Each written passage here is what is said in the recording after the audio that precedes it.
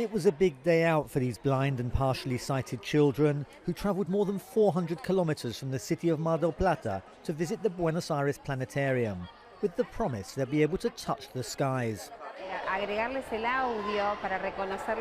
Adding audio to distinguish the new stars from the old is a great idea and allows them to imagine distances and different sizes, something very difficult to explain to the blind, almost impossible. With these specially made tactile skies, more instructions in Braille and enhanced audio, visually impaired visitors can, for the first time, identify stars and constellations, trace the Milky Way and explore the planets. We're all observers of the sky, scientists, specialists in teaching astronomy, but basically people are used to seeing the sky. This has completely changed our parameters. We're observing in a different way. Both teachers and those at the planetarium say the main obstacle to including those with disabilities in activities many of us take for granted is our lack of imagination in how to relay the message. This meteorite fell to Earth 4,000 years ago.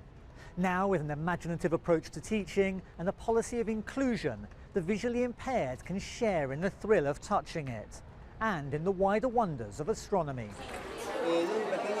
And it's not just for the children.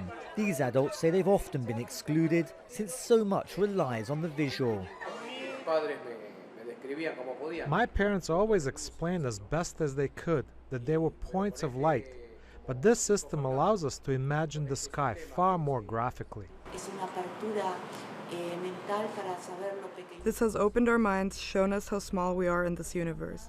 We're nothing, but at the same time we're an important part of creation.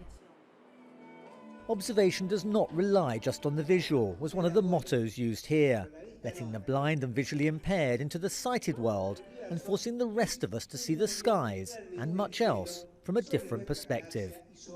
Daniel Schweimler, Al Jazeera, Buenos Aires.